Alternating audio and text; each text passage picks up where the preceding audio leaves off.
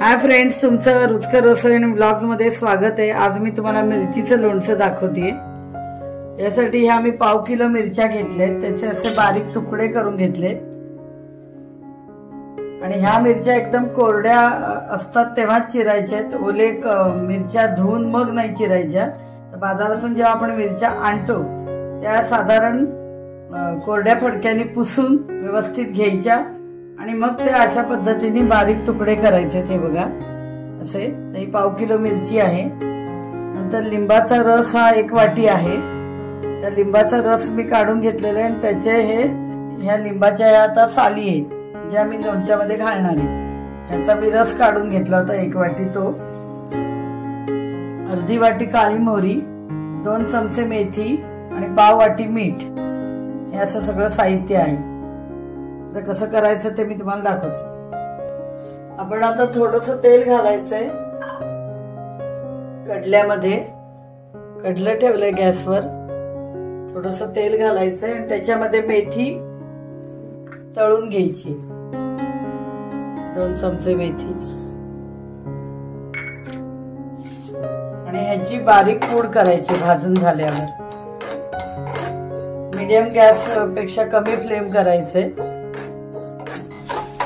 लाल होईस तर ही मेथी तळून घ्यायची आणि ही मिक्सरच्या भांड्यातून मी बारीक करून घेणार आहे। आपली मेथी भाजून तळून झाली, मिक्सरच्या भांड्यात घालते मी।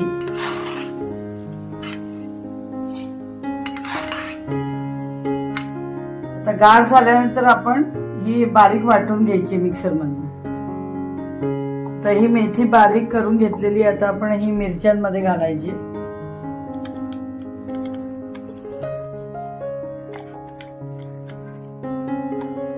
मिरच्यांमध्ये या लिंबाच्या साली होत्या ज्या आपण त्याचा रस काढला होता, त्या आता उरलेल्या साली आपण याच्यात घालूया। आता ही मोहरी मिक्सर मध्ये घालायची। काळी मोहरी घेतली, तर मिक्सर लावते मी आता आणि बारीक करून घेते। मोहरीची पूड करून घेते। आता ही बारीक आपण पूड करून घेतली मोहरीची। आता ह्याच्यात लिंबाचा रस घालते आणि पुन्हा मिक्सर मधनं हे फिरवून घुसळून चांगल्या पद्धतीने घेणार आहे। तर आपण लिंबाच्या रसामध्ये ही मोहरी फेसाळून घेतली, मिक्सर मध्ये पुन्हा फिरवून घेतली। चांगल्या पद्धतीने फिरवायची आहे, झाली पाहिजे पूर्ण लिंबाच्या रसामध्ये मोहरीची। अशा पद्धतीने मी ही घुसळून मिक्सर मधनं घेतलेली आहे। आधी मेथीची पावडर, लिंबाच्या साली, हे सगळं मिरच्या सगळं कालवून घेऊया। ह्याच्यामध्ये आता मीठ घालायचंय पाव वाटी।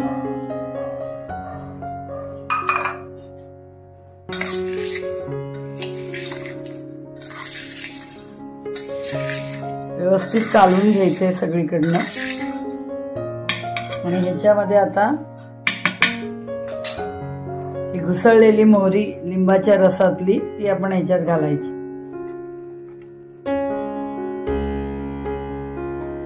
ती आता कालवून घ्यायची। आता याला आपण हिंगाची फोडणी घालायची, ती दाखवते मी तुम्हाला।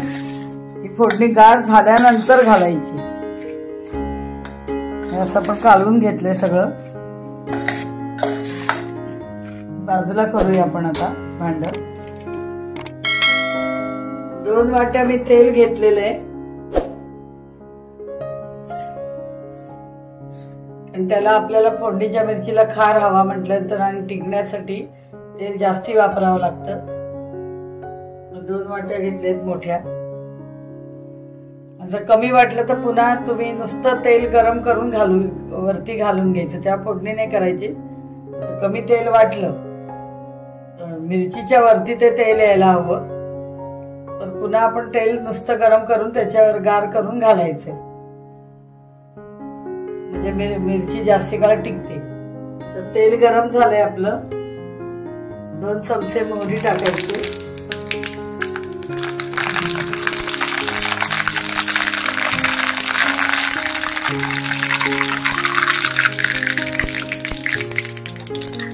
एक चमचा हिंग घालते।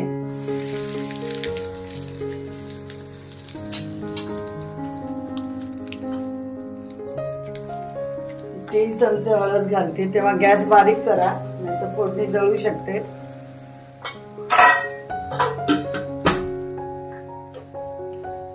एवढं साहित्य घालायचं फोडणीमध्ये.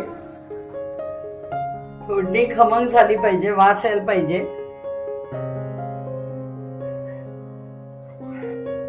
आता माझी फोडणी झालेली आहे, मी बंद करते. कलर चेंज झालाय बघा फोडणीचा. आता मी गॅस बंद करते. आता ही फोडणी गार झाल्यानंतर ह्या मिरचीवर घालायची. हे जे फोडणीचं तेल केलं होतं ते आता गार झालंय. आता आपण ह्याच्यामध्ये घालून घेऊ मिरचीमध्ये.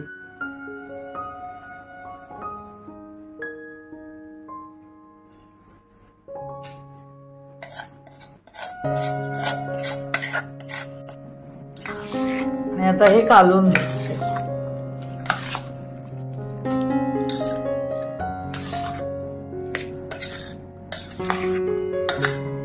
हे असं तेल दिसलं पाहिजे व्यवस्थित. असं तेलात घोळवायचं फोडणीच्या.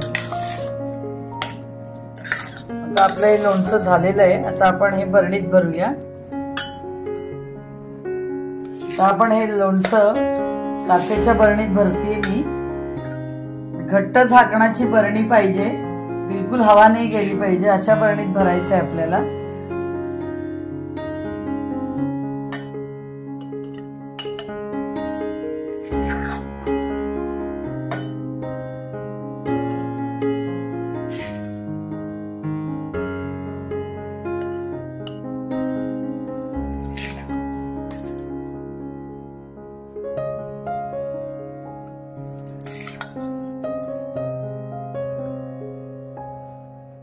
तर हे लोणचं जे मी तुम्हाला करून दाखवलंय, मिरचीचं लोणचं, हे साधारण 1-1.5 महिन्यानंतर हे खाण्याजोगतं होतं.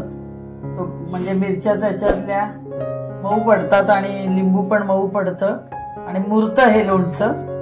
साधारण 1.5 ते 2 महिने लागतं आणि त्याच्यानंतर तुम्ही खायला घेऊ शकता. आणि घट्ट काचेच्या बरणीत हे भरून ठेवायचंय. अतिशय सुरेख लोणचं लागतं.